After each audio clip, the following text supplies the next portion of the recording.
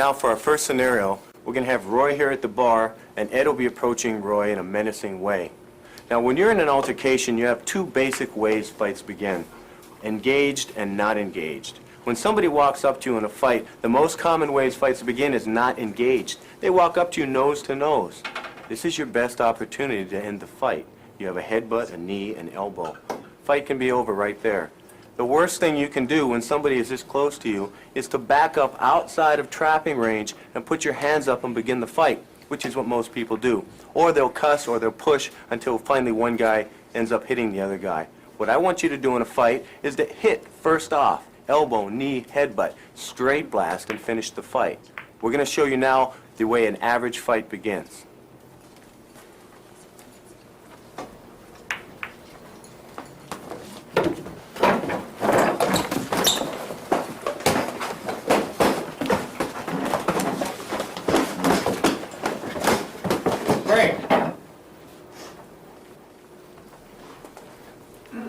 Now, what we saw here was the worst thing a person can do. Ed approached Roy, and the first thing Roy did was he stood up, he had Ed right here for a nice headbutt, and they shoved each other. They both put their hands up, and then they allowed each other to begin the fight. You don't want to do this. Jeet Kune Do is intercepting. So to intercept the fight right away, you hit first. So our first rule is, the firstest with the mostest is the bestest.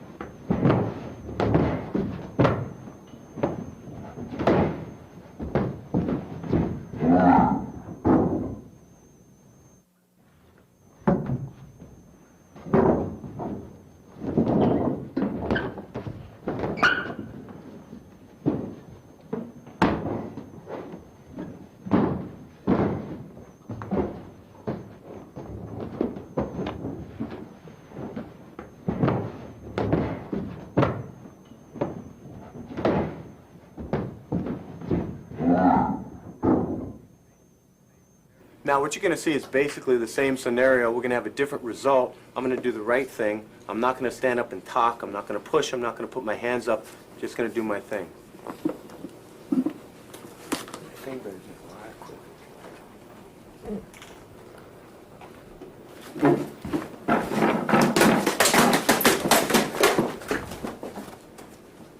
Now, as you notice, Joe could have been a better fighter than me. I don't know. I never gave him that chance. I never put my hands up. I never got into a stance. I just started with a headbutt and ended it.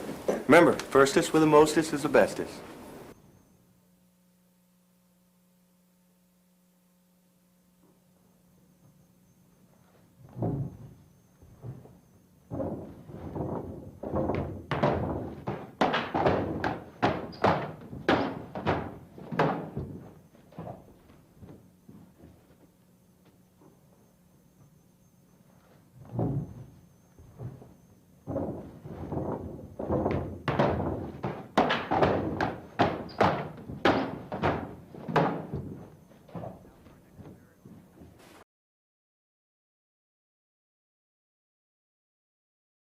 Now for our next scenario, we're going to have a 2-on-1.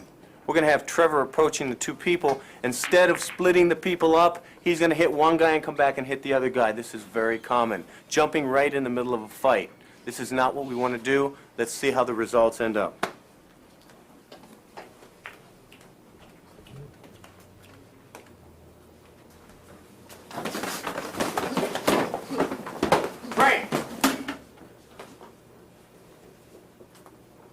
Now, not too pretty. This is usually what ends up happening when you're trying to fight 4 fists at one time. What Trevor did wrong was he hit the first guy, he came back and he hit the second guy.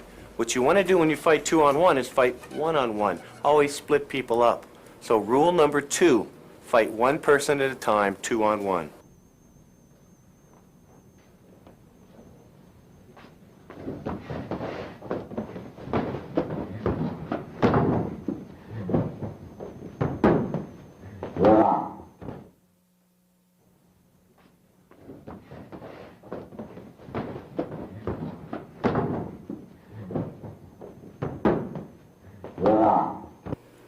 Now what you're going to see here is the same scenario. The only difference is I'm going to split the people up. I'm not going to fight two people at once. I'm going to get my first good shot in, and I'm going to do a straight blast. The best thing about a straight blast is it splits people up when you have a mass attack.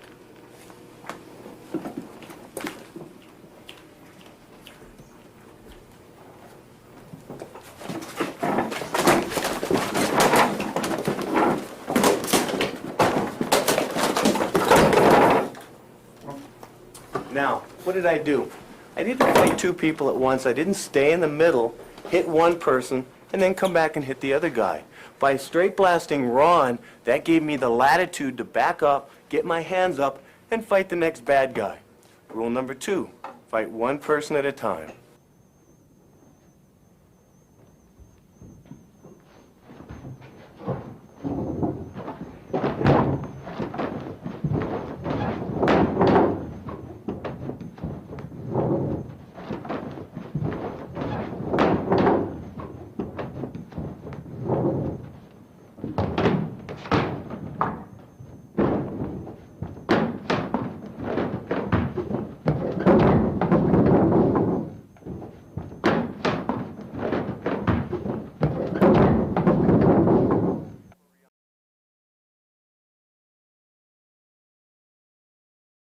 Now in this next scenario, we have a 2-on-1. John's in the middle. John feels that a fight is about to ensue. He turns around and tries to fight both people. This never works. He will get swarmed on. Take a look.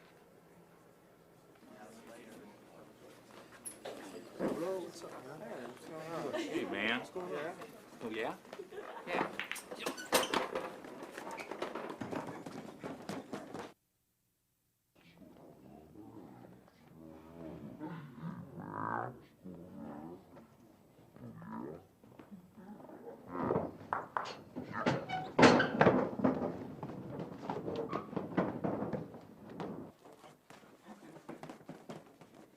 Now in this next scenario, we're going to have the same deal, 2-on-1. I'll be in the middle.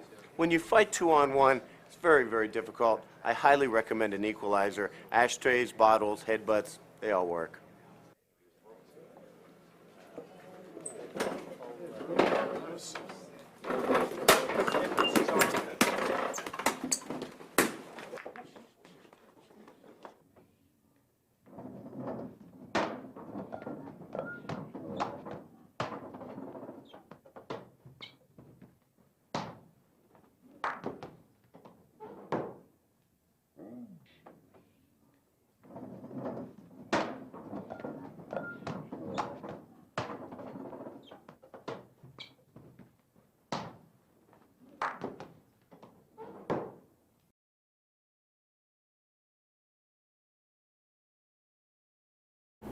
Now we graduate to possibly our worst case scenario. We have a mass attack, but we have no room to move. We have close quarters. We have 4 fists flying at us at one time, and again we need to establish the parameters. Where is our escape route? Where is our footwork? And how do we get out of the way first? Before we worry about any punches, any kicks, any elbows, any knees, we first have to establish our escape route and to be street smart. Once we've done this, then we take the punches and the kicks and the elbows and we just escalate it. So again, as with our training, we have to go in a progression. So we're going to start out with 2 guys right here, and we're just going to build on that. So hang with me. Now, when we're in this situation where we have 2 adversaries on this end, again, we have to neutralize the opponent first. I'm going to try to get into my range and grab that neck, and I'm going to use the person whose neck I have as a shield to prevent me from getting hit from the other person. So before we throw in the weapons, again, with the progression, we want to neutralize the opponent first. So what you're going to watch me do is simply absorb a couple punches, come in, hang on, and just zone away from the second man. Now.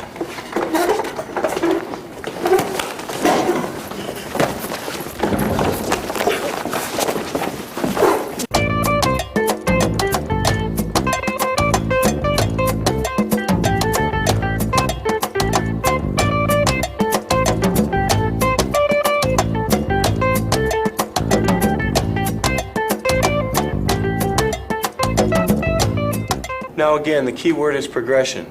You didn't see one punch being thrown. All I did was get up, I absorbed a couple punches, and I neutralized the opponent. And from that position, I was not even concerned about the person that I had. I was looking at the other person, and I was zoning away from him. Once you have the neck of one person, you're going to be elbowing, you're going to be kneeing in the groin, the thumbs will be in the eyes, all that will be going on. But while that's going on, you're keeping aware of the other people from the periphery. This is the important thing. I've seen so many situations where there are professional kickboxers, Thai boxers, masters, black belts, regardless, but they just simply don't have the street smart. Get them in the ring or get them in a tournament, they can fight. Put them in a bar and forget it. Most people that are going to come up to you in a bar are going to have a shotgun mouth and a BB gun ass, and you got to understand that. They're going to get right up in your face and they're going to start talking. So if you're the person that hits first and keeps on hitting, zones away from the second guy, you're going to do well. That's your best bet.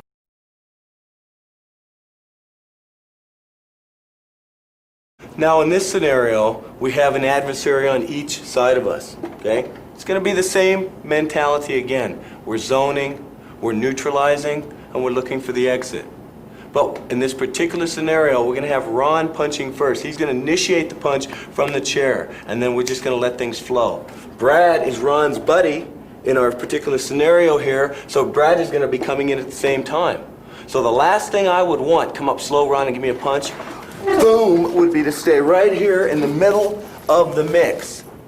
So again, being street smart, you're going to watch what's going to happen. When I take the first punch, I'm going to zone on this side to keep Brad away from me.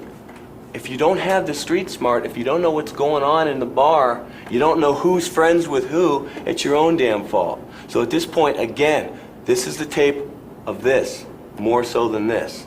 All right, on a 3 count, I want you to go, Ron. Ready? 1, 2, and 3.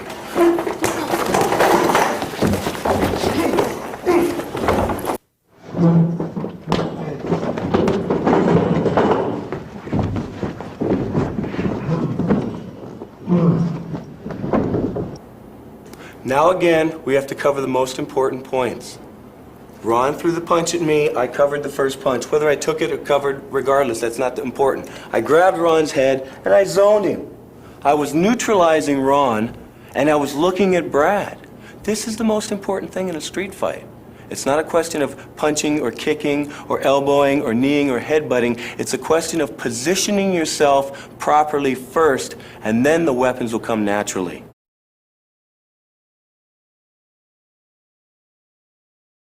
Now in this scenario, we're going to have Dave walking up in my face and pointing like most people do. I'm going to initiate my strike with Dave, whatever I'm going to do, a headbutt, a knee, an elbow. I'm going to hang on and neutralize, but out of the corner of my eye, I see Rob coming from the dance floor. That's his Dave's buddy. So Rob is going to run around from this side.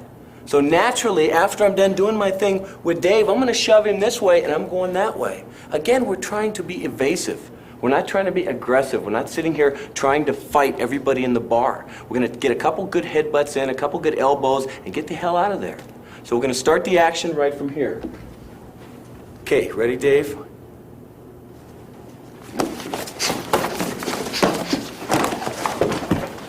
Good. Now, again, what would have happened in reality? Hopefully a couple knees and headbutts would have taken Dave out. I threw Dave into Rob, and I was that direction. I've neutralized the attack, and I've gone out the back door.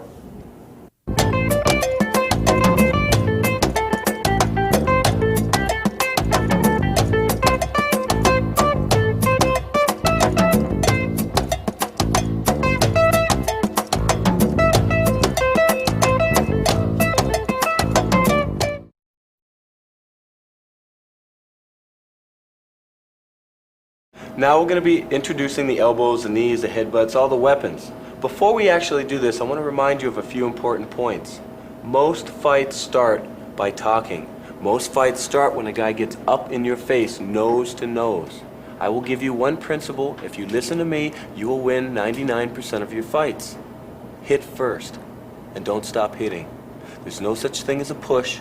You never cuss, you never yell, you never get into an argument. If you know a fight is going to happen, you hit first. And when you do hit, you don't stop hitting. And you keep in mind your opponent. So what you're going to watch me do is I'm going to be approached by 2 people. I know the fight is inevitable. I'm going to take one guy out of commission. Whatever happens to the other guy, at least it'll be one-on-one after that. Hang with me. Now again, remember our scenario. I'm going to have two people approaching me. I know the fight is inevitable, so I'm going to hit first. You're not trying to be Billy Jack, you're just trying to get out safely. So again, you hit first, don't stop hitting, and then you got a one-on-one situation because you've taken one guy out. The whole key to a mass attack is to fight one person. You don't fight two people at one time. So on my mark, two people are going to approach me, and you're going to see exactly how it would happen. Okay, ready, fellas? Okay, and go.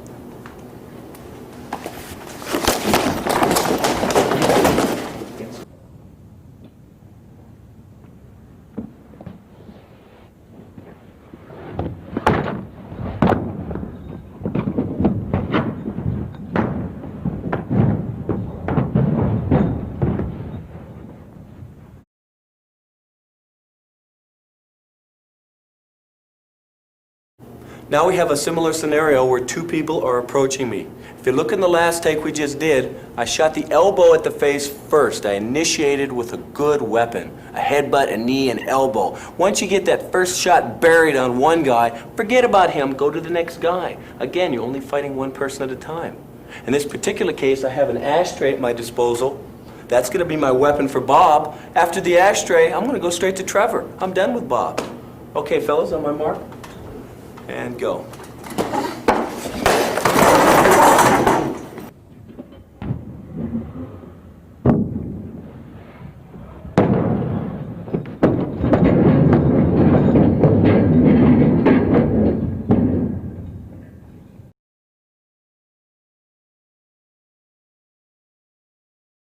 Now in our next scenario is going to be a 3-on-1.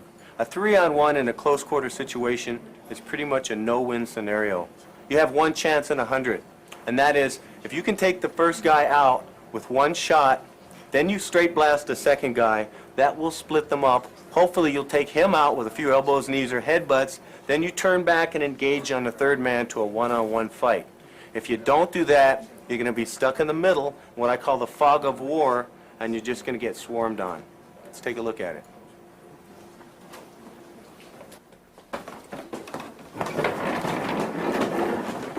Great.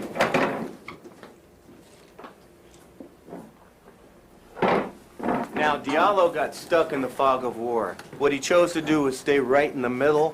He took one punch, he took another punch here, and he got swarmed on by 6 punches. So remember, when we're fighting a mass attack, always fight one person at a time.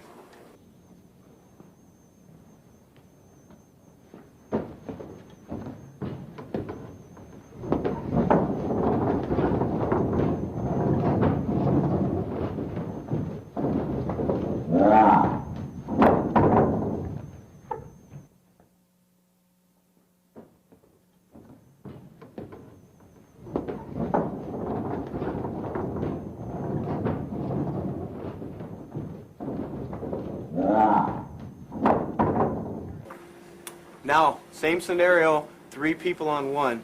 Hopefully I'm going to take the first guy out with my first best blow. I'm going to separate the other two, and then I got a one-on-one shot. That's my only chance at this.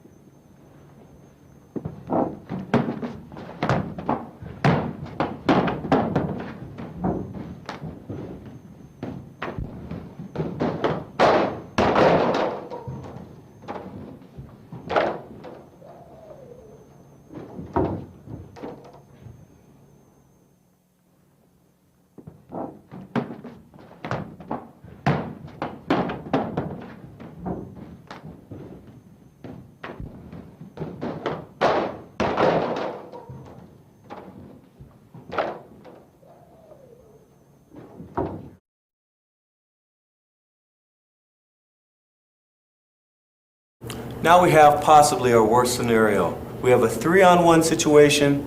We have no room to move. I have 2 people here. I have 1 guy here. I'm going to try to take this guy out and get away from these 2. I'm going to zone away from these 2 people. So the first thing you have to know when you're fighting 3 people is you got to hit first. You got to get a weapon. There's no way you will ever be able to fight 3 people in a close quarter situation. I'm talking about 3 fighters, not 3 librarians arguing about the Dewey Decimal System, okay? 3 fighters, 3 people pissed off at you, 6 hands flying at you at the same time, forget it. So watch what I'm gonna do. I'm gonna hit first, I'm gonna move, and I'm gonna zone. And I'm gonna run after I take one guy out of commission. Okay, fellas, on my mark. And go.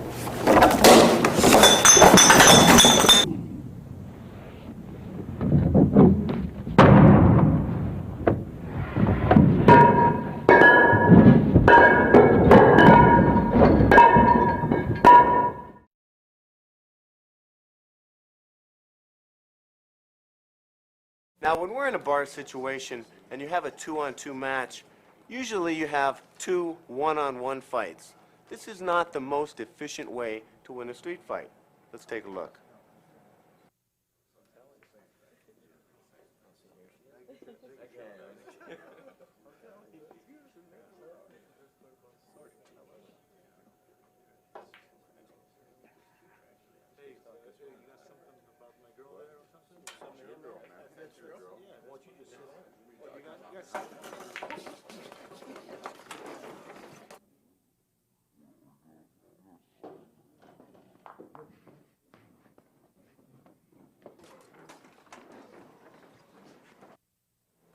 Now in our next round, you're going to see the same 2-on-2 fight, except they're going to fight with a little bit of street savvy. If you look at Stuart, he makes eye contact with Pat. They both feel that a fight is about to happen. Stuart glances over, and they both swarm on one person. Now you have 4 fists flying on one person. They've taken this guy out of commission, then they go to the next fight. So instead of 2-on-2, you have 2-on-1.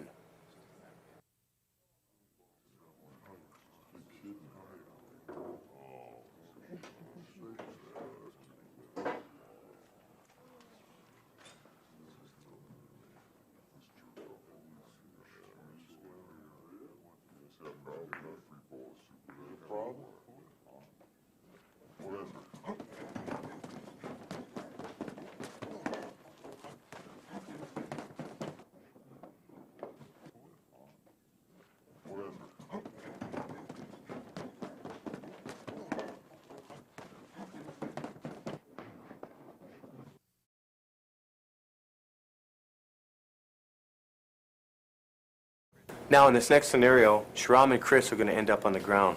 At that point, it will be a good idea to know how to ground fight.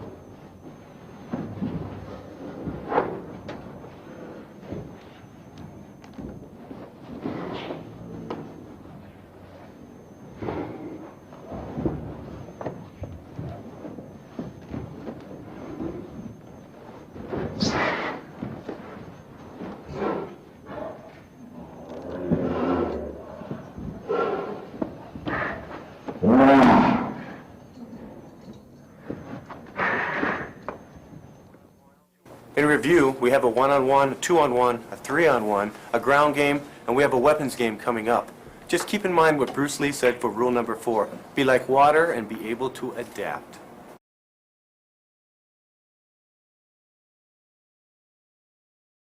Now this next round is going to be 5-on-2. This is basically a no-win scenario. When you have 5-on-2, you have to grab a weapon and have an equalizer, otherwise you don't stand a chance. We're shooting pool. The most logical thing is our pool cue.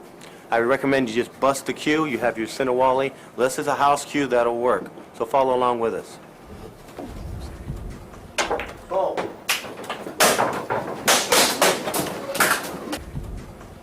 Ball.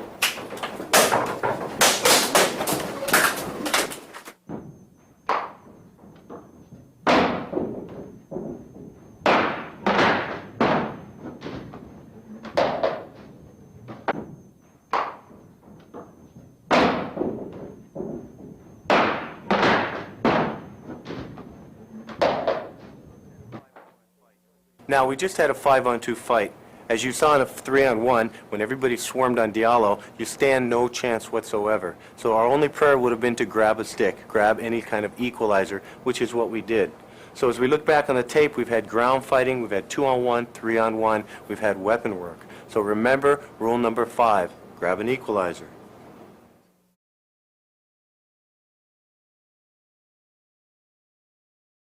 Now in this last scenario, we have a mass attack. This is the worst type of fight you can be in. You have no friends. Bottles are flying. Your only goal is to exit the room. There are no tough guys. You'll see what I try to do when I exit it the wrong way, standing up, as most people would, and then you'll see how I exit it like a rat. Let's take a look.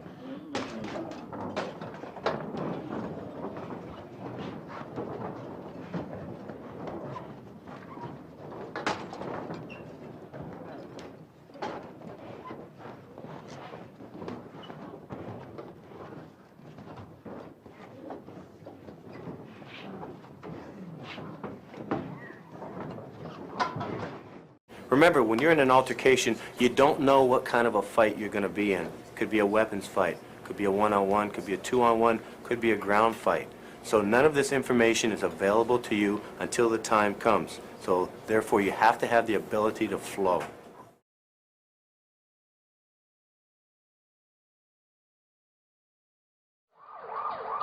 Hi, I'm Paul Vunak. Hi, I'm Paul Vunak. Hi, I'm Paul Vunak.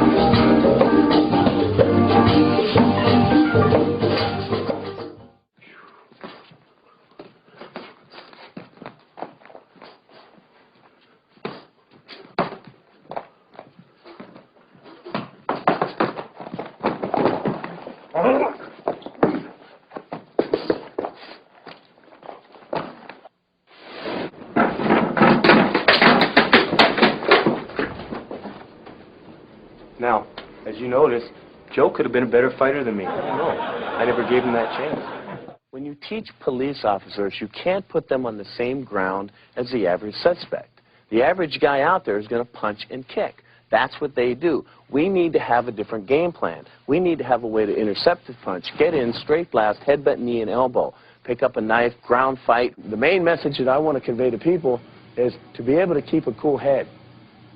And if you can keep a cool head under pressure, see, if you could only tell this to captains, if you could only say, look, if you teach your guys how to use deadly force appropriately, And if you teach them how to put on the choke the right way, and if you teach them how to headbutt and knee and elbow and eye jab, they're going to be less likely to hurt people. Seems like a paradox. If you let him pull away soon, right away, it's too soon and there's not enough damage done to him. If you hang on forever, that's not your goal. You want to get him off you. So what you want to do is you want to hang on for about 5 to 10 seconds. That'll be sufficient in removing half his face. So when you're here, and then you let him pop up to here. Now I just sit up and I thrust my hip to continue the fight again. So if you listen, okay, I'm getting all 3 beats. Again, please. Boom. Okay? That's the same thing with the double stick. Now, from my bite, if he oopas me, and most big, strong men are going to oopa you. Break. Now, if you'll notice, he's just as fucked as he was 2 seconds ago. As the Kung Fu master has to have his weapon near him. So we keep the weapon right here from this posture. Got a commission. I can teach you how to do that. I'm where you're at. Right there, sitting down. I'd like to reiterate to you why we bring so much violence to the table. Because it's not in my heart. In my heart is love and compassion. And my heart is to try to give back. When I do tapes and I'm working with a SEAL team and I have to bite and eye gouge all day long, it takes me an hour to shake that off. It takes me an hour to play my music and get back to my norm. So why do we do it? And the reason is, if you know you have a 45 here, and you know you can evoke that much violence, you have a self-confidence that is unbelievable. And if you have that self-confidence that is unbelievable, you can walk through life with more love and compassion. And when you meet some asshole that bumps into you, flips you off, cusses at you, you can smile, you can laugh, and you can just go the other direction. You see, it's very easy to teach killers how to kill. That's what I do. The military are killers, and that's what I've been doing my whole life. But try to teach a child with a disability how to transmute the shame of his hand into self-love. And when you can do that, that's a feeling that is beyond anything I could ever describe to you. And I can only say that if you're real good at the violence, you'll be able to do that.